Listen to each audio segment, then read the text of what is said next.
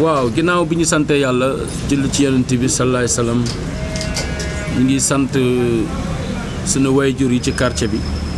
sant sunu mag ñi sunu rakk yi ak ñëpp ñi nga xamante ni ñoo déployé woon ci campagne bi ànd ak la coalition Benno Bokk Yaakaar.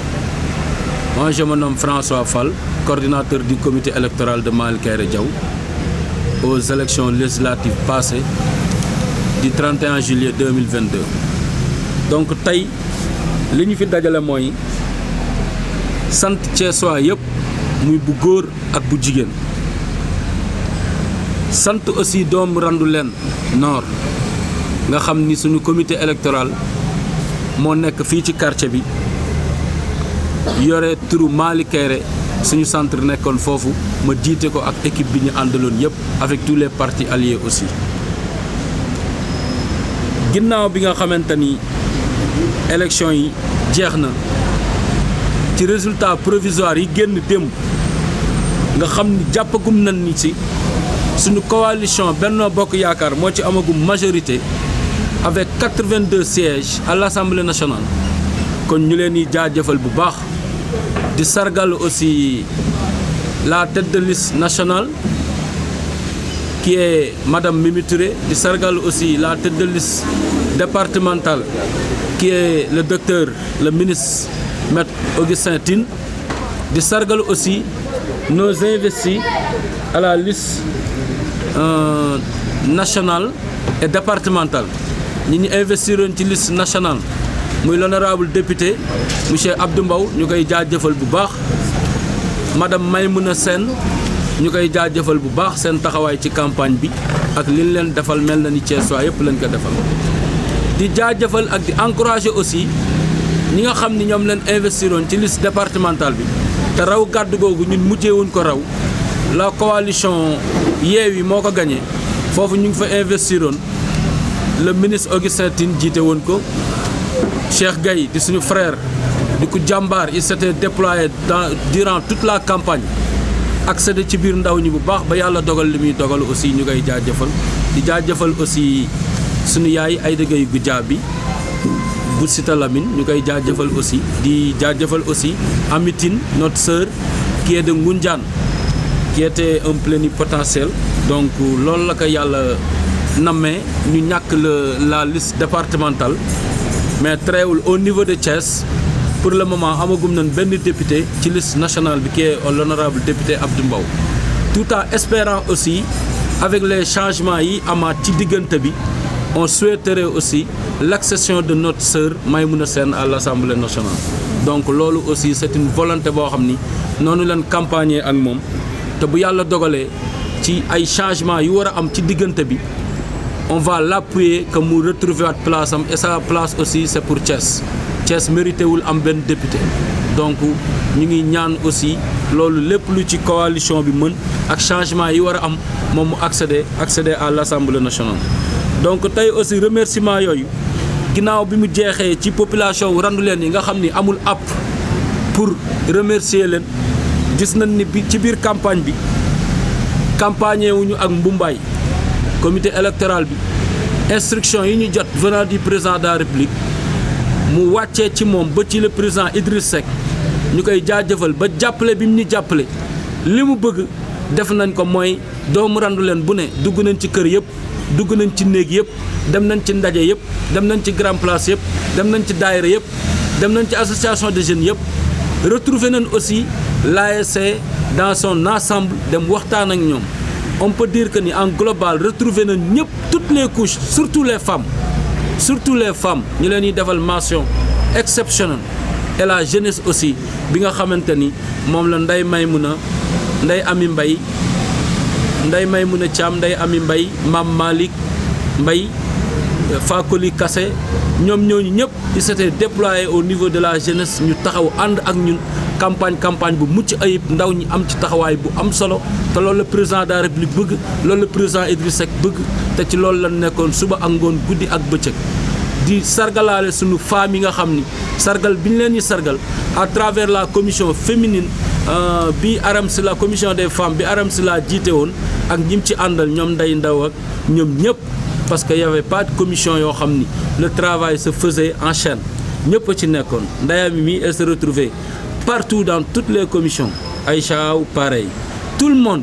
donc loolu lañ gisoon ne amoon na ci biir campagne bi ci taxawaayu comité électoral bi ci li ñu joxoon donc tey aussi bi ñu demee seeti nit ñi waxtaan nañu ak ñoom conseiller nañ ñu jàppale nañ ñu ci seen i xalaat mais critiqué nañ ñu te critique bi ci ëpp solo aussi mooy li ñëpp remarqué mooy dund bu cher bi loolu lu xaw a tagga témbeel waxuma sax politique bu président de la république lu am ci àdduna la mais ci contexte bi mu amee dafa xewaalee ci biir élection yëf yi gën a creusé wu am na ñoo xam ni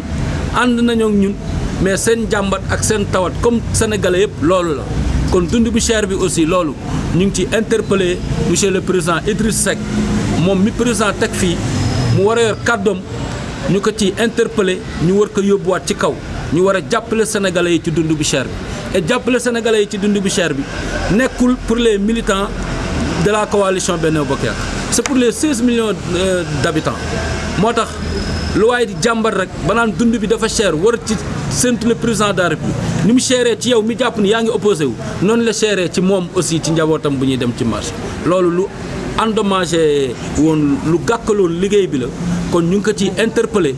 mu taxaw ci pexe yu ñu mën a def ba dund bi wàññeeku mu nekk njariñ pour sénégalais yi donc loolu ñun en tant que militant de la coalition Benno Bokk Yaakaar ñu ngi ci interpellé monsieur le président de la République ci dund bi xam nan lépp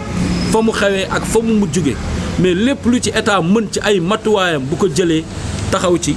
lu ñuy dimbali la donc loolu nag fekk na ni liggéey boobu ñu ngi ci biir coalition bi nekk ci ak ñëpp nekk ci aussi ak suñu ay frères ci biir quartier bi yaa Habib Kane ci biir quartier bi il s'est déployé avec ses moyens ànd ak ñun ñu bokkandoo liggéey bi tey jour élection ñun ñëpp ñu bokkandoo ndam li yaa suñu frère aussi Mourid Ndiaye que le président Idriss Seck avait reçu la soutenu mu ñëw tamit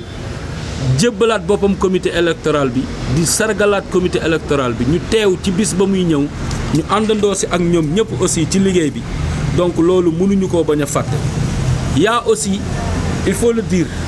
les représentants de la coalition des partis alliés Ndeye Amy Diouf a ngi nii bu PLD bu le ministre Omar Sarr suñu grand frère Pape Diop a ngi nii bu parti réew mi ànd seeg ñoom Youssou Ndiaye ñoom Ablaye Faye ñoom Ndeye Amy Mbaye ñoom Ndeye Maymouna ah ñoom suñu yaay Aram Diallo ñoom ñëpp ñu ñëw ah voilà donc du côté de l'APR man mii APR laa bokk François Fall ñoom Aïcha Aram Sila au côté du collège des femmes ah ñoom Soxna Khady Ndiaye ñoom Goraw la famille de docteur Ndiaye Habib Gaye donc ñooñu ñëpp APR lañ jóge ñu ñëwoon ñu liggéey boo xam ni kenn ku ci nekk sa couleur parti feeñul woon norme yi coalition bi tëddee noonu lañ àndee woon yaa aussi ñoom Ndeye Ndaw on a aussi notre sœur une grande dame actrice de développement la belle elle est là donc elle s'est déployée durant toute la campagne vraiment muy actrice de développement muy ay jigéen ñoo xam ne fu ñu tourné gis leen ci Thiès dañuy kontaan dëkk bi ñu dëkk ak ñoom parce que c'est des actrices de développement ci loolu la nekk boole ko amal njariñ seen gox di politique di jàppale aussi la coalition Benno Bokk Yaakaar y a aussi les mouvements de soutien qui étaient représentés ici. Il y a du côté de Siggi Jotna, il y a notre sœur Ngone Ndiaye qui représentait le président Abdoulaye Dièye, donc campagne de coalition bi. Aussi du côté, elle représentait aussi du côté des enseignants du département avec notre frère Mahfou Faye, ñu leen di sargal bu baax di leen jaajëfal Mahfou mu am taxawaay bu am solo ci côté le président Idriss Seck et son ami le ministre monsieur Yankhoba Diattara. Il y a aussi nos parents yu fi nekk. suñu tonton Amadou Ba ñu bëgg comité bi yëpp ñoo koy beral jaajëf di ko jàllale ci loxo ñoom góora ñoom ñëpp ñu joxe ko ak l'ensemble aussi du comité électoral man de mon nom personnel aussi may beral nuyoo ak jaajëf mon frère et ami Youssou Ndiaye du parti Rewmi qui fait partie de la jeunesse Rewmi wax dëgg mu liggéey bu mucc ayib ba ñu agsi ba waxtu wi nii ci liggéeyam la ñuy doxee ak ci taxawaayam kon ñu koy jaajëfal bu baax a baax di ko encourager di leen wax ni li ñu dese mooy li ñu namm ba am ko ci comité bi nan leen pare dëggal ko liggéey pour jëli les 4 bureaux yoo xam ni gagné nañ ñu ko fii te matul lenn avec un écart boo xam ni ku ko dégg sax ay ree dina la jabal kon ñun mention spéciale au comité électoral et à tout le monde kon ñu ngi jaajëfal ñëpp di santaat ñëpp di ñaanaat aussi stabilité bu baax ci Sénégal di ñaanaat jàmm ci réew mi di ñaanaat it le président Macky Sall ak le président Idriss Seck ànd bi ñu ànd yàlla bu ko dara yàq ànd bi ñu ànd yàlla na nekk njariñu Sénégal te commencé nañ ko gis ànd bi ñu ànd tey le président Idriss Seck jox na ñëpp nopp déglu na ñëpp il est à l'écoute de tout le monde ñëpp a ko ñor tey président Idriss Seck tey booy xoolul ni diw mii laa bokkaloon parti non non ni que le président Macky Sall sant ci la nekk te sagal nañu aussi le président Idriss Seck ku ko xool ni muy voté see fii keroog nga xam ne kii sagal nañu bég na ci doomu Randoulène bég na aussi ci accueil bi am fii bég na it ci ndam li ñu am fii bég na aussi ci ndam li la coalition Benno Bokk Yaakaar am au niveau national donc loolu lépp liggéey la boo xam ni à la base lañ ko tàmbalee ba mu wuy ji au sommet kon nous interpellons tous nos frères et sœurs des autres communes des autres centres de vote étant membre aussi de la coalition Benno Bokk Yaakaar que cette défaite là amul kenn kuñ koy war a reprocher défaite bi jeex na dañoo war a redoubler kenn ku ci ne si ñun nga dem xooli noo travailler pour gagner sa centre ëllëg kenn ku ne si ñun bu dee dañoo xaaroon ba waa Yewwi toogoon di liggéey durant bi ñu leen joxee magistère dëkk bi nii la gouvernance locale jot bi ñu leen ko jot a jox taluñu woon liggéey dëkk bi li ñu taloon mooy lenn lañ jotoon a xam ci mairie bi mooy transfert et pour transférer aussi il te faut un certificat résidence donc seen maire yi les maires des communes d'arrondissement le maire de la ville li ñu jot a xam ci diiran bi ñu nekkee ci mairie yi ba tey mooy certificat résidence ku xool élection yi ni mu demee xam ni ñoom jëlijee nañ ay nit fu ne en dehors de Thiès déjà qui n'habitait pas Thiès dëkk ay Tivaouane ak fu ne dem nañ jëli leen surtout suñu côté Moussa Sidini ça je le dis le maire de la commune ouest en l'occurrence monsieur Djité dem nañ jëli Moussa Sidini Tivaouane yëpp indi transféré Thiès loolu nag su fekkante ne loolu lañ mën saccartement ñun ñi nekk ci pouvoir ëpp leen yi mooy et on va les défier mooy prochaine échéance yi di ñëw dinañ xam ni dàqu ñu transfert dinañ xam ni aussi li ñu waxoon ci ay kàcc ak ay lay ba Thiessois yi gëm leen dinañ taxaw contrer leen ci loolu parce que ils n'ont aucune ambition dans cette ville Thiès a ngi nii tey promenade baa ngi nii suñu xay yaa ngi waaj a daanu la moo leen ko yóbbee mel cuune tey ñu ngi nii boo rombee ci dëkk bi di dem feneen da ngay rus ni Thiès laa dëkk ñu wërale mairie bi ay saaku mu mel ni base militaire donc boo rombee da nga naan guerre am fii xanaa ñun taluñu loolu ñun li ñu soxla mooy suñu esplanade am benn vision bu taaru niñ ko xàmmee woon ñuy gis suñuy carreau suñu ay marbre ñu décorer ko mais lii ñu taloon ñoom nekk ci taluñu woon dëkk bi kaaw élection lan taloon pour am une représentativité dans leur coalition gagné nañ nag mais je pense que bu échéance amaatee ñun jàngat biñ ci wax lépp muy lii dinañ si jug ñun qu'on soit unis au niveau de la mouvance présidentielle qu'on soit unis que le président Macky Sall et le président Idriss Seck il est temps de soutenir cette jeunesse il est temps que la jeunesse thiessoise se retrouve au niveau de l'échiquier gouvernemental ñuy gis ay ndaw yi Thiès ñu am ay responsabilités te mënal seen bopp taxaw dimbali liggéey parce que liggéey bii le président Macky Sall soxla lim ciy laaj ndaw a ko mën lim ciy laaj engouement moo ko mën du liggéey boo xam ni autour d'une campagne de 21 jours on regroupe les responsables autour d'une table ñu nekk benn loolu du dëgg nan fexee juboo at bu ñuy campagne 15 jours juboo bu mën a neex mais dajawuñu at bëgg a daja benn 15 jours loolu du dëgg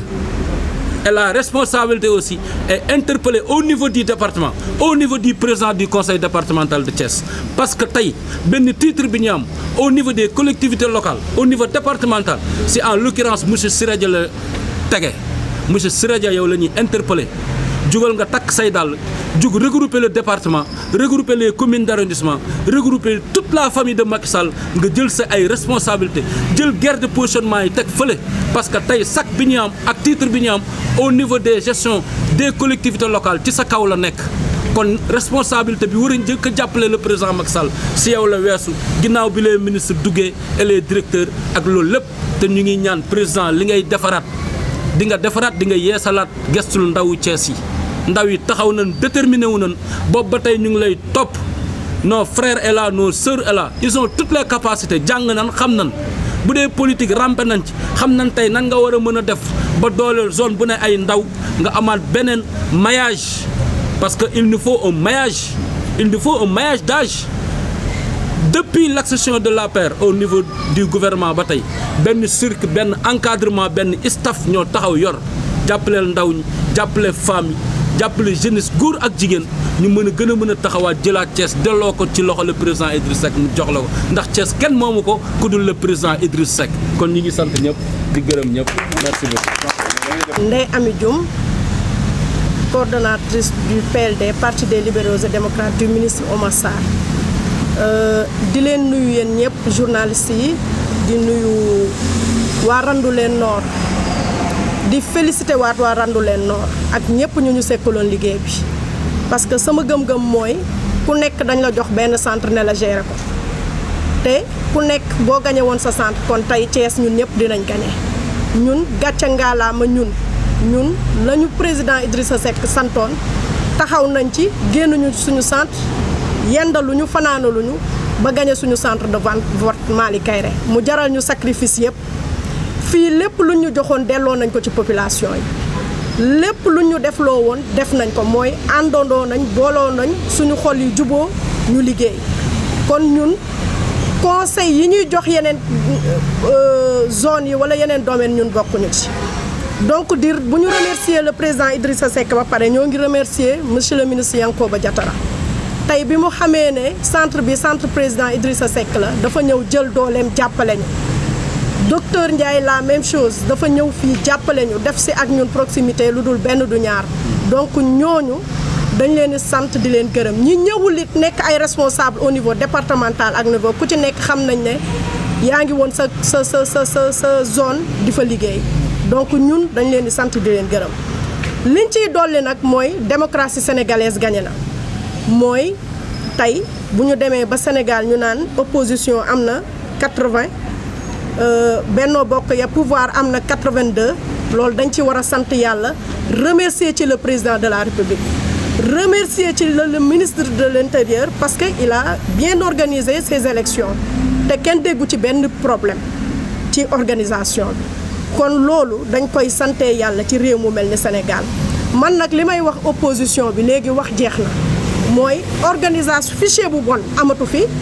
démocratie it am na ci réew mi parce que bu démocratie amul woon tey